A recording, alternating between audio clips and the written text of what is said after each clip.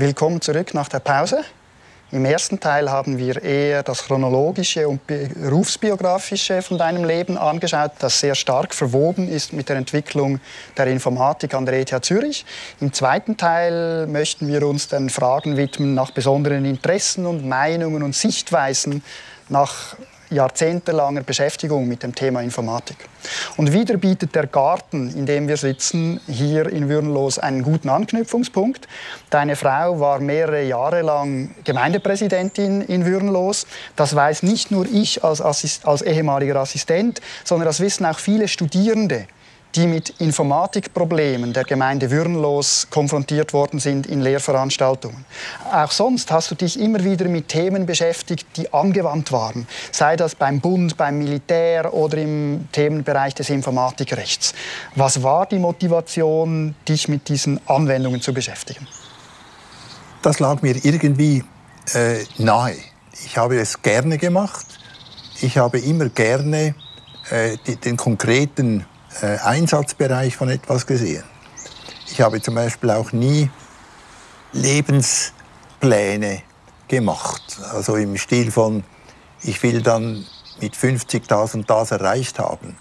Sondern ich habe vorweg das, was jetzt gerade da war, benutzt, um nächste Schritte zu machen.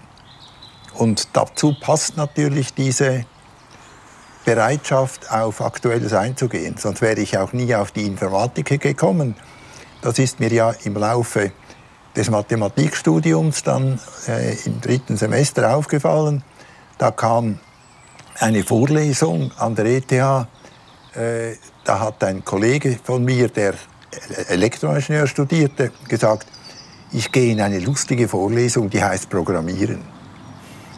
Und das war für mich dann der effektive Moment, als ich das erste Mal mit echter Informatik zusammenkam. Also nicht nur Besichtigung, sondern Programmieren lernen. Das war bei Rutisauser. Und aus dem hat sich dann nachher das Interesse weiterentwickelt. Also immer eigentlich motiviert durch die Situation, durch konkrete Aufgaben, die man mir gerne abgenommen hat. Und auf diesem Weg hast du viele Spuren hinterlassen. Ich mag mich erinnern, wie du mehrfach auf dem Weg in die ETH-Mensa mit uns als Assistenten erklärt hast, dass du verantwortlich seist für die aktuelle Nummerierung der ETH-Gebäude und Räume. Auch sonst hast du dich für Nomenklaturen und Ähnliches interessiert. Ist das sozusagen, weil du ein Datenbänkler bist? Könnte man zum Teil sagen. Auf der anderen Seite bin ich aber eben ein Organisator. Und gerade das Beispiel Auditoriennummerierung an der ETH ist ein solches. Ich hatte eben relativ früh mit Verwaltungsaufgaben an der ETH Beziehungen. Und dann war eine ganz originelle Problemstellung. Ich habe gemerkt, dass auf gewissen Plänen irgendwie Ost- und Westseite vertauscht waren. Und das hat sich dann herausgestellt, dass eben hier Nummerierungen herumgeistern, die nicht zusammenpassen. Und plötzlich war ich involviert in einer Neunummerierung der gesamten Räume an der ETH. Das ist also ein Thema, wir haben etwa 3000 Räume. Auf diese Weise bin ich eben in Aufgaben hineingeraten, die mir nicht in die Wiege gelegt worden waren, sondern es hat sich dann so entwickelt. Ja. Eine andere Erinnerung ist, dass du zu der Zeit, als ich Assistent war, warst du sehr oft unterwegs, politisch, sowohl intern als auch ETH-extern, und bist dann nach einigen Tagen wieder zurückgekommen, hast ins Assistentenbüro geschaut und hast gesagt, ich war jetzt gestern in Bern. Ich kann euch leider nicht, oder Ihnen, damals waren wir noch per Sie, ich kann Ihnen nicht sagen, was wir diskutiert haben, aber lesen Sie doch in den nächsten Tagen die Zeitung. Wenn du jetzt zurückschaust, auf welche Dinge in deinem Leben, die du erreicht hast, bist du stolz? Seien das Entwicklungen an der ETH oder seien das Entwicklungen außerhalb der ETH? Ja, ich bin schon stolz darauf, dass wir mit Informatikmitteln das Funktionieren unseres Staats und unserer Gesellschaft wesentlich fördern konnten. Dass also ein praktischer Nutzen da ist. Ich bin also nicht einfach an der Lösung eines bestimmten mathematischen Problems interessiert, sondern wie können wir mit den Mitteln der Informatik Aufgaben der Gesellschaft und auch der persönlichen Vorteile und so weiter, wie können wir das machen? Das ist der zentrale Gedanke eigentlich. Und ich hatte offenbar auch die Fähigkeit, das sage ich jetzt, weil es mir andere Leute gesagt haben, dass ich solche Dinge dann auch erklären konnte. Das war keineswegs selbstverständlich. Also ich habe mehrfach erlebt, dass auch die Medien an die ETH gekommen sind, gesagt, wir brauchen hier jemanden, der das erklären kann. Und ich könnte jetzt Namen erwähnen, wo es eben geheißen hatte, den können wir nicht anstellen dafür. Bei mir konnte man es machen und deswegen hat sich auch eine gewisse Vertrautheit mit dem Umgang mit den Medien entwickelt. Dieses Interesse am Vermitteln, das ist ja eigentlich schon sehr früh bei dir zum Vorschein gekommen, nämlich bei den Berufswünschen während der Bezirksschule, als du gesagt hast, ich möchte entweder Mathematiklehrer, Geschichtslehrer oder Pfarrer werden. Das sind 3 Berufe mit Vermittlungsaspekten. Ist das auch der Grund, warum du dich so stark gemacht hast für Informatik in der Ausbildung? Ja, in dem Sinne schon, dass ich also diese Informatik weiter verbreiten wollte. Nicht nur im Sinne von Lehrer, sondern auch im Sinne von Verständnis wecken von Leuten, welche eine andere Aufgabe haben und dann mit dem umgehen müssen. Also ganz konkret mit Behörden, welche für die Informatik eben zum Teil kein Interesse hatten oder überhaupt nicht verstanden haben, um was es geht. Und ihnen zu zeigen, was hier möglich ist, das war mir durchaus ein wichtiges Anliegen. Ja, das ist eine Aufgabe, die heute noch nicht zu Ende ist. Auch ich habe noch mit Behörden zu tun, die man noch immer überzeugen muss, was die Bedeutung der Informatik ist. Als ein Werkzeug, um sozusagen das Thema Informatik weiterzubringen, hast du in meiner Wahrnehmung Vereine gesehen. Du warst Gründungsmitglied der Schweizerischen Informatikgesellschaft und es gibt liebenswert bösartige Stimmen, die behaupten, du hättest eigentlich jeglichen Verein im Bereich Informatik in der Schweiz gegründet. Warum hast du das Gefühl, dass Vereine so wichtig sind? Das ist ganz einfach. Die Vereine sind notwendig, damit sich Fachleute oder auch interessierte Leute miteinander überhaupt auf ein Ziel hin bewegen. Wenn ich alles allein machen möchte, das geht nicht. Und es sind gerade in wissenschaftlichen Bereichen sind die Leute, die organisieren, eher in der Minderzahl. Die Denkkräftigen sind an ihrem Thema interessiert. Und deswegen braucht es diese Ergänzung. Und ich habe das gerne gemacht. Dazu passt ja auch die Geschichte mit dem Militär, wo ich ursprünglich keine wichtigere Voraussetzung hatte, dass ich dort mich engagieren würde. Aber es hat sich dann eben gezeigt, dass man an gewissen Stellen einfach genügend tief und genügend hoch dabei sein muss. Also tief im Sinne der Sache, hoch im Sinne des Rangs. Und habe deswegen auch die Generalstabsausbildung gemacht. Zu der bin ich gekommen, weil ich eben gesehen habe, dass die Nutzung von neuen Mitteln wie Informatik in der Armee nur gelten, wenn man selber auch genügend hoch dabei ist. Und das hat sich bewährt und ich bin damit gut gefahren. Ich mag mich noch erinnern, wie du zu meiner Assistenzzeit jeweils in den Vorlesungen geworben hast, dass die Studierenden Mitglied werden bei den Informatikvereinen. Das wird immer schwieriger. Du hast vorhin das Militär erwähnt. Auch das hat an Bedeutung verloren in der Schweiz als Netzwerk. Wie siehst du heute die Relevanz von Vereinen? Die Vereine existieren ja in einer ganz unterschiedlichen Art. Das sind einerseits die Freizeitvereine, Musik und so weiter, Theater spielen. Das ist eine Sache. Und das andere sind die beruflichen Vereine. Und die beruflichen Vereine sind natürlich in einer Welt, wo sich die Berufe stärker bewegen, ein Thema.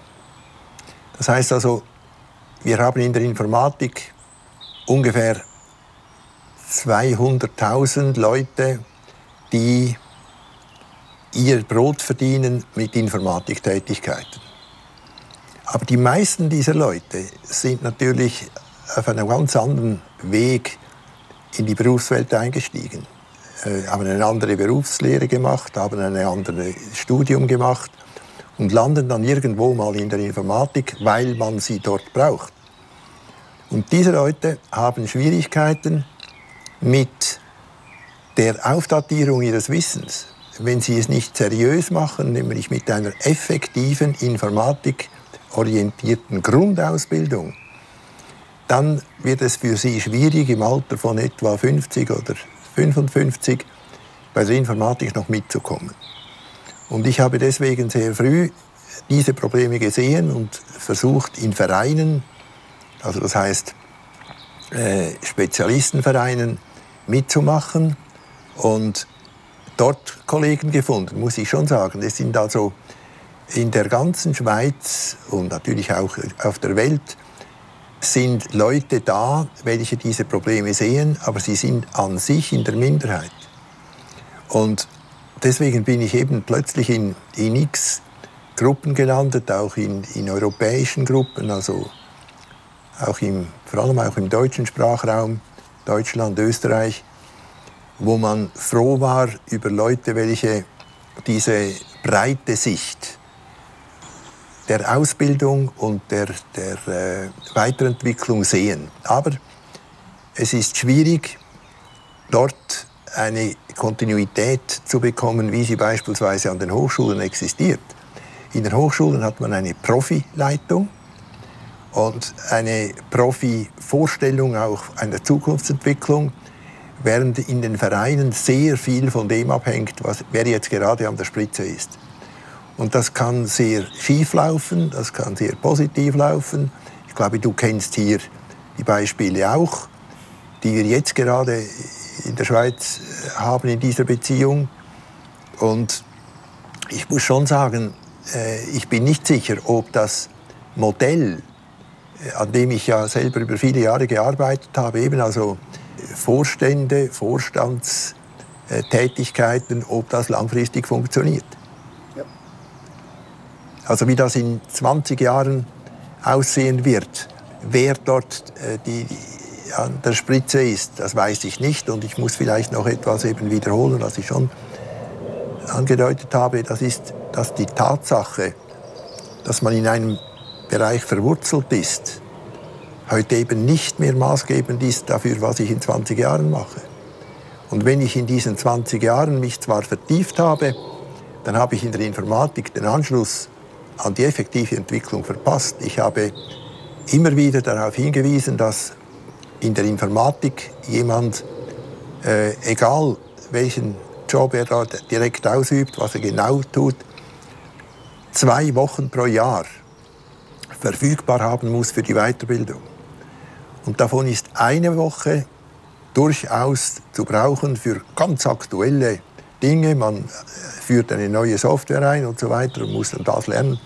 Aber die zweite Woche sollte vollständig unbelastet für die zukunftsorientierte Weiterbildung auf neuen Gebieten sein.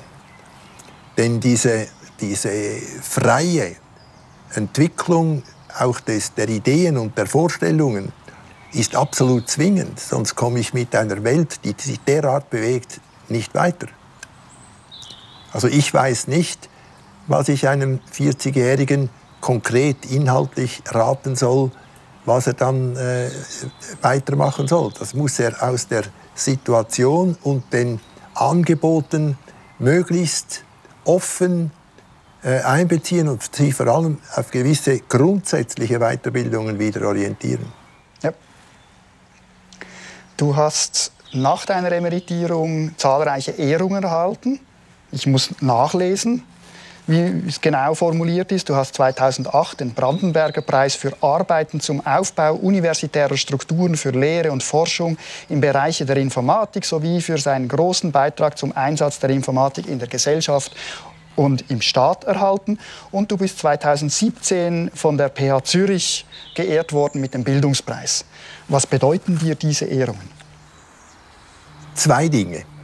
Einerseits ganz klar, ich empfinde das als Dankeschön an meine Arbeit und das schätzt man. Punkt. Der zweite Punkt ist aber auch wichtig. Man hat auf diese Weise ganz klar eine Plattform, um Ideen weitergeben zu können. Also Ehrungen sind in dieser Beziehung hilfreich und eben nicht nur ein Geschenk jetzt ehrenmäßig, sondern vor allem ein Geschenk, dass man seine Ideen verbreiten kann. Und das ist nicht selbstverständlich, dass man diese Möglichkeiten bekommt. Es ist ja auch so, dass wenn man dann mal zu denen gehört, die eben Ehrungen bekommen, dann ist die Möglichkeit, dass weitere dazugekommen, ja auch offen, weil auch die Ehrenden wissen, dass sie auf diese Weise auf ihr Gebiet ein Gewicht legen. Aber im Großen und Ganzen muss ich sagen, das hat mir gut getan und hat, glaube ich, auch anderen gut getan, dass man auf diese Weise ein neues, zusätzliches Netzwerk bekommt, um seine Ideen darlegen zu können. Ja.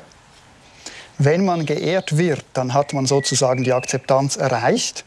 Aber das ist ja nicht von Anfang an so, sondern am Anfang musstet ihr stark kämpfen um die Akzeptanz der Informatik. Und ich möchte da überleiten zum nächsten Thema, das Bild der Informatik. Es ist offenbar schwierig, Außenstehenden, oder es war schwierig bei der Abteilungsgründung, Außenstehenden oder den Mathematikern zu erklären, was Informatik überhaupt ist, weil sie das Gefühl hatten, Informatik ist nichts Eigenständiges, sondern ist Teil der Informatik. Und das Bild, was Informatik sein könnte, war sehr diffus und heterogen und ist es auch heute noch. Wie war denn das bei der Abteilungsgründung? Hatten die 4 Gründungsprofessoren das gleiche Bild der Informatik? Ich habe ja schon darauf hingewiesen, dass ich im Prinzip eine atypische Ergänzung war. Meine 3 Kollegen, also Rutisauser, Leuchli-Wirth, die waren alle nahe bei der Programmierung. Und ich habe dann den Aspekt der Anwendung und der Daten zusätzlich hineingebracht. Nicht absichtlich, sondern es hat sich so ergeben, muss ich also schon sagen. Man arbeitet dort, wo man Lücken sieht, wo man Aufgaben sieht, wo man etwas macht. Und in dem Sinne ist die Frage schon, man kann das nicht einfach theoretisch irgendwie begründen und zusammenstellen, sondern man muss schauen, wie sich das Ganze entwickelt. Und hier war eben die ETH mit ihrem relativ offenen System schon eine wesentliche Voraussetzung. Und dann, ich bin jetzt nicht sicher, ob ich das schon angedeutet habe, haben wir in der Informatik bewusst bei der Entwicklung einer eigenen Ausbildungsrichtung die Anwendung noch hineingenommen und das in einer äußerst freiwilligen Form, indem man also selber wählen konnte, was man hier tut. Also die Optik war immer eine Möglichkeit zu schaffen, die auch weiter wachsen kann. Also nicht formell abgeschlossen, sondern offen. Und damit sind wir wieder mitten in der Entwicklung drin. Weil das wäre gerade meine Anschlussfrage. Wie war das sozusagen das Bild der Informatik bei deiner Emeritierung? Und wie zeigt sich das Bild der Informatik heute? Gibt es heute noch die Informatik aus deiner Sicht? Das Wort Informatik ist ja schon interessant in dieser Beziehung, nicht? Heute wird ja sehr häufig einfach nur noch IT gesagt. Und das zeigt, dass eben hier der Ausdruck Information Technology zu einem sehr breiten Gefäß geworden ist, in dem alles Mögliche Platz hat.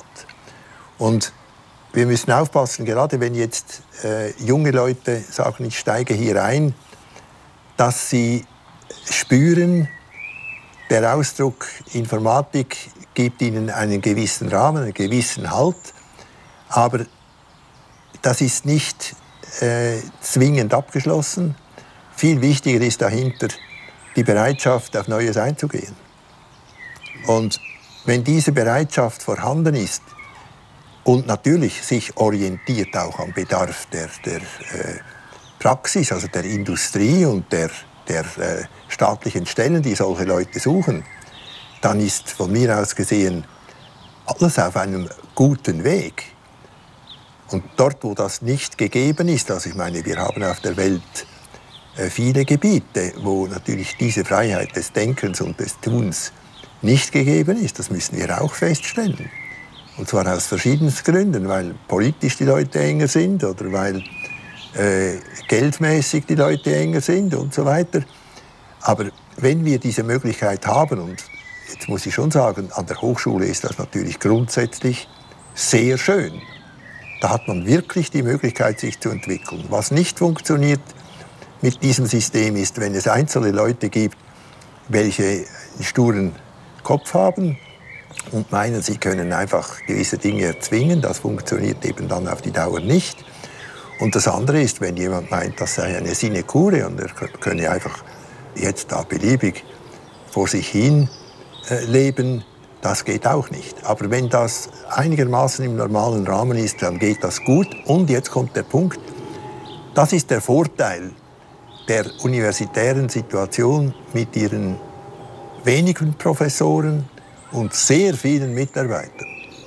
Wir haben also an der ETH, aus meiner Zeit, waren das etwa 400 Professoren neben 10.000 Leuten in verschiedensten Funktionen.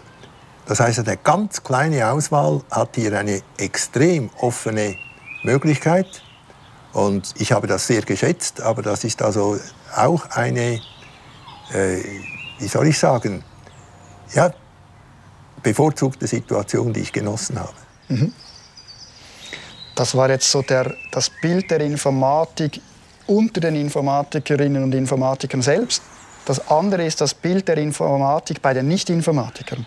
Mir ist bis heute in Erinnerung geblieben das Seminar Informatik und Recht, das du zusammen mit anderen Informatikprofessoren der Uni und mit Juristen, ja, es gab auch Informatiker, Bauknecht war dabei. Ja, also wir waren 2 Informatiker und 2 Juristen. Und da ist es mir in Erinnerung geblieben, sowohl als Student als auch als Assistent, als ich dann diese Veranstaltung betreuen durfte, die absolut unterschiedliche Sichtweise auf die Welt. Am eindrücklichsten war für mich, als ein Informatikstudent einen Vortrag gehalten hat über Open Source. Und die Juristen, die haben diesen Studenten angeschaut und haben gesagt, da ist doch die Haftungsfrage gar nicht geklärt. Bei Open Source ist nicht geklärt, wer schuld ist, wenn etwas kaputt geht oder irgendwelche Menschen zu Schaden kommen. Das müssen wir verbieten. Und dann haben die Informatiker angefangen, seltsam zu schauen und haben gedacht, auf welchem Planeten leben diese Juristen, dass die auf die Idee kommen, Open Source verbieten zu wollen. Und das ist ja nur ein Beispiel aus vielen, die du erlebt haben wirst, dass sozusagen ganz unterschiedliche Weltauffassungen aufeinandertreffen. Früher war das Internet beschrieben durch Informatiker. Heute gibt es ganze Studienrichtungen und Forschungsrichtungen, die das Internet beschreiben. Und das sind nicht Informatiker. Wie erlebst du diese unterschiedlichen Sichtweisen auf informatische Phänomene? Also ich darf jetzt dazu zuerst einmal dieses bekannte Seminar, das wir über viele Jahre geführt haben, Informatiker und Juristen, kurz beschreiben. Das sind also 4 Dozenten, 2 aus der Seite, 2 aus der Seite und offen für Studenten, Interessierte, und meist aus diesen beiden Seiten. Wir haben dort am ersten Tag jeweils einen Vortrag eingebaut für die nur Informatiker und einen zweiten Vortrag parallel in einem anderen Zimmer für die nur Juristen. Und da musste ich zum Beispiel den Juristen eben erklären, wie denken Informatiker, und Peter Forstmoser hat den Informatikern erklärt, wie denken Juristen. Und da ist mir aufgegangen, dass eben die Juristen im Prinzip versuchen, die gesamte Welt zu betrachten und darin Regeln aufzustellen. Und das können nur ganz große Regeln sein, umfassende Regeln und nicht jedes Detail. Während umgekehrt unsere Computer, die wollen im Detail konkret organisiert werden, auch wenn man heute von künstlicher Intelligenz spricht und so weiter. Aber trotzdem, es ist im Detail eine ganz bestimmte Fläche und das müssen die Juristen zuerst lernen. Und das habe ich also dort gesehen, das haben die Leute auch geschätzt. Aber jetzt kommt der nächste Punkt. Als wir aufgehört haben, also als ich pensioniert wurde, da haben wir keine Nachfolger für dieses Seminar gefunden. Es gab keine Professoren mehr, die bereit waren, mit Leuten so weit weg zusammen ein Seminar zu machen. Also das heißt, diese Brückenfunktion ist in dem Sinne eingestürzt, dass einfach die Wissenschaft jedes Einzelnen für ihn so viel näher lag, dass er sich hier beschäftigen wollte und nicht mit dieser riesigen Brücke. Und das ist für mich eine der kritischen Fragen in der heutigen Zeit. Wie kann ich jetzt wieder Brücken bauen, die das Gespräch mit dem anderen überhaupt erst ermöglichen? Dazu sind ganz sicher interdisziplinäre Veranstaltungen wichtig. Dazu sind insbesondere nicht nur Seminare, sondern auch gemeinsame Arbeiten möglich. Und das gibt es ja überall heute. Und was eben neu dazu kommt, weil man nicht mehr einfach 40 Jahre gleiche Berufslaufbahn haben kann, dass man auch für 50-Jährige die Möglichkeit für Neueinstiege bereitstellt. Aber also es ist einfach viel mehr klein vernetzt, nicht mehr so strenge, sondern alles Mögliche. Du hast jetzt damit eine Entwicklung beschrieben, eine Spezialisierung in den letzten 50 Jahren der Informatik, von sozusagen den Anfängen, wo man noch darüber gemeinsam mit anderen Fachbereichen gesprochen hat und jetzt spezialisiert man sich immer mehr. Ich möchte noch eine andere Entwicklung ansprechen, die ich spannend fand, nämlich die Entwicklung der Informatik als Jäger zum Gejagten. Was meine ich damit? Als ihr die Abteilung gründen wolltet, musstet ihr den Mathematikern erklären, warum Informatik etwas Eigenständiges ist. Und die Mathematiker hatten das Gefühl, nee, das ist ein Teil der Mathematik. Letztes Jahr haben in Deutschland ein paar Professorinnen und Professoren im Bereich künstliche Intelligenz ein Schulfach künstliche Intelligenz gefordert. Was wiederum bei den Informatikdidaktikern zu Missfallen geführt hat, weil sie gesagt haben, nee, künstliche Intelligenz ist doch ein Teil der Informatik. Wie siehst du diese Entwicklung? Ich sehe sie ganz klar so, dass wir mit neuen Entwicklungen eine Art vernünftigen Umgang finden müssen. Das heißt also, wenn Leute, die an sich qualifiziert sind für diese Stufe, eine neue Idee haben, bereit sind, diese mit Kollegen zusammen zu diskutieren, bereit sind, den Aufwand zu leisten, da etwas Neues aufzubauen, dann soll man ihnen Gelegenheiten verschaffen. Aber man soll nicht zum Vornherein sagen, wir regeln alles. Das ist nicht möglich. Also diese Bereitschaft zu einer gewissen Freiheit, die gehört im akademischen Bereich sowieso dazu. Und das ist insbesondere jetzt bei diesen Dingen wichtig, wobei dann die Medien noch eine ganz besondere Rolle spielen, weil es schließlich unterschiedliche Personen gibt, auf die die Medien unterschiedlich reagieren. Also wenn ich jetzt auf der Seite einer Schulleitung oder einer Hochschulleitung oder auf der Seite des Staates bin, der Gelder hineingeben muss, dann muss man sehr vorsichtig sein, dass hier nicht die Lautesten automatisch am meisten Geld kriegen, sondern dass man hier ein Verhältnis entwickelt, das eben dem gesamten Entwicklungsweg der Welt dazu passt. Das ist eine gute Überleitung zum letzten Themengebiet dieses zweiten Teils des Gesprächs, nämlich das Thema Zukunft. Einerseits, ich hatte beim Abschluss meines Informatikstudiums vor 25 Jahren das Gefühl, jetzt kann ich die Potenziale der Informatik abschätzen. Das heißt, ihr habt einen guten Job gemacht, ich fühlte mich selbstsicher, ich kann jetzt abschätzen, was die Informatik kann und was sie zukünftig können wird. Jetzt, 25 Jahre später, fällt mir das viel schwieriger. Ich kann nicht mehr so mit großer Selbstsicherheit sagen, wo liegen die Grenzen von Machine Learning mit den unheimlichen Datenmengen, die uns heute zur Verfügung stehen.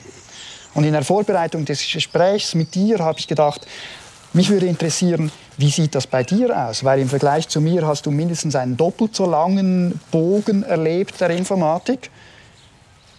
Wie siehst du sozusagen, kannst du noch abschätzen, wohin die Informatik noch gehen wird, was die Potenziale noch sein werden? Nein, das kann ich nicht so. Ich habe auch nie für mich selber die Absicht gehabt, solche Prognosen zu machen. Es gibt natürlich Leute, die sind interessiert daran, und es gibt insbesondere auch Journalisten, die interessiert sind, dass man ihnen sagt, wie die Welt aussehen wird. Ich habe auf diese Fragen immer selber sehr vorsichtig geantwortet, im Sinne von möglicherweise ist da etwas in der Richtung und ich will offen bleiben. Das heißt also, ich kann hier nicht sagen, wo das hingeht. Aber ganz sicher kann ich sagen, wenn ich nicht verloren gehen will auf dem beruflichen Weg, dann muss ich bereit sein, offen zu sein für neue Fragen. Ob sie gut bezahlt sind oder weniger gut bezahlt sind, das ist eine völlig andere Frage. Und ich muss auch bereit sein, in gewissen Fällen mal sagen, so stopp, jetzt brauche ich eine Zäsur zum Umsteigen auf etwas anderes. Es ist ja interessant, dass die jetzige Corona-Geschichte auch viele Zäsuren aufgezwungen hat und deswegen nicht nur nachteilig sind für die persönliche Entwicklung von Leuten. Aber wo das genau hingeht, also die Vorstellung eines lebenslangen Jobs, die sind vorbei. Und je weiter oben man ist im Sinne einer hohen Ausbildung und so weiter, umso mehr ist die Frage der Offenheit weiter notwendig. Wobei natürlich, wenn wir wieder von oben sprechen, dazu ganz andere Erfahrungen gehören. Also dort ist dann die Managementseite wichtiger als die Wissensseite. Du stehst ja jetzt nicht mehr im Berufsleben und musst sozusagen anschlussfähig bleiben. Gibt es trotzdem Themengebiete der Informatik, die dich heute noch besonders interessieren und die du aktuell mitverfolgst? Ja, mich interessiert also eben die Möglichkeit der Ausbildung, dass ich also beobachte, was läuft in den Schulen, was läuft vor allem auch in den unteren Klassen, wo die Frage sich stellt, ist es wichtig, dass man hier genaue Vorgaben macht? Ist es wichtig, dass man Fächer, nicht nur Informatik, sondern auch andere Fächer, explizit definiert und damit spielt? Oder sind diese Leute, die einfach sagen, wir machen Heimunterricht, lassen eine Mutter mit ihren Kindern möglichst lange allein da irgendetwas tun? Also diese Fragen interessieren mich und ich habe nicht einfach die sturen Lösungen, aber ich glaube, es braucht auch Führung, es braucht durchaus Vorgaben des Staates, die sagen, das sind minimale Anforderungen. Sonst haben die Benachteiligten, das heißt jene, welche nicht Eltern haben, die das Ganze gut kennen, inklusive das System, haben dann schlechtere Voraussetzungen. Also der Umgang jetzt gerade mit der Corona-Zeit hat gezeigt, dass Benachteiligte mit Kindern ihre Kinder noch einmal in eine schwierigere Situation bringen. Und in diesem Sinne bin ich natürlich weiterhin interessiert, wie diese Ausbildungen funktionieren.